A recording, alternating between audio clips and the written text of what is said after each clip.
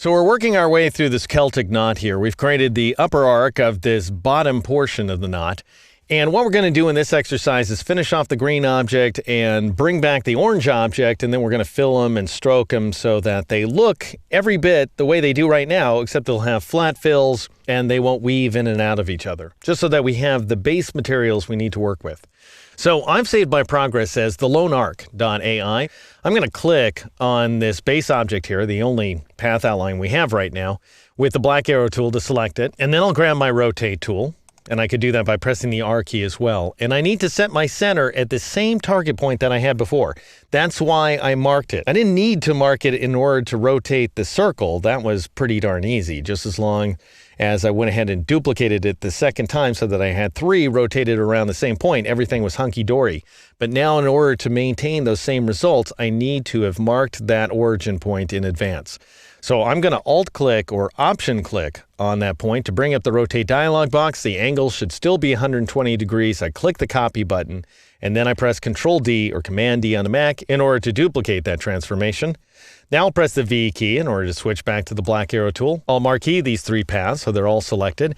And then I'll just go up to the Object menu, choose Path, and choose Join. This time, the automation that has been introduced inside of Illustrator CS5 is really quite useful. So you could press Control-J or Command-J instead, and it goes ahead and fuses the shape just like so. So all 3 of those sets of endpoints are joined together, and you can check them out just to make sure, those of you who have been using the program for a while and might be skeptical about Illustrator's ability to get those points right.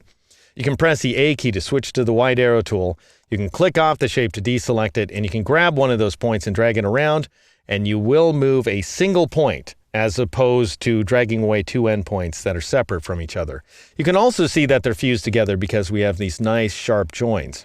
All right, anyway, I'll press Control-Z, Command-Z on the Mac to undo that latest modification. I'll go to the Layers panel and twirl open the Primitives layer, and then I'll turn on that top path, which is the big circle. Now, it shouldn't be that big. I need to scale it. So I'm going to press the V key to switch back to my black arrow tool, select that big circle, switch to the Scale tool, which I could get by pressing the S key. Again, I want to scale from that exact center point there, but because that is the center of the circle, it's already identified as being my transformation origin. So all I need to do is double-click on the Scale tool in order to bring up the Scale dialog box. I want you to change the uniform value to 76%. That way you'll get the same results that I'm getting. And then click OK. Don't click Copy, just click OK in order to create that effect right there. Now, those are our base objects, except instead of having thick stroke shapes, we need filled shapes. So we're going to have to convert these strokes to path outlines. And we're going to do that after we go ahead and duplicate this layer. I want to keep my original primitives because we're going to need to come back to them. And I'll explain why as we work our way through this. But basically, we're going to make a mistake up front. And it's the exact same mistake I made when I was trying to create this Celtic knot in the first place. And I want you to see the mistake because I think you'll find it very helpful. And then we'll see the solution later on. But in the meantime, just so that we don't really mess things up, go ahead and twirl close that primitives layer, grab it, and drag it to the page icon at the bottom of the Layers panel to make a duplicate. Then turn off primitives so that we don't harm it. Double-click on Primitives Copy to bring up the Layer Options dialog box, and call this guy Live Paint number 1, because this is going to be our first approach. As I say, something of a mistake. We're going to switch the color from light blue to red. You don't have to do that part. I'm just doing it so that I can keep track of my different layers here, and then click OK in order to modify that layer. Now then, go ahead and grab your black arrow tool once again. Marquee these 2 paths. There's only 2 of them, so this guy in the middle is a single path outline. Then go up to the Object menu, choose Path, and choose Outline Stroke. Or if you loaded D keys, you've got a keyboard shortcut for this very, very useful command of Control / or Command / on the Mac, and we get these 2 filled shapes here.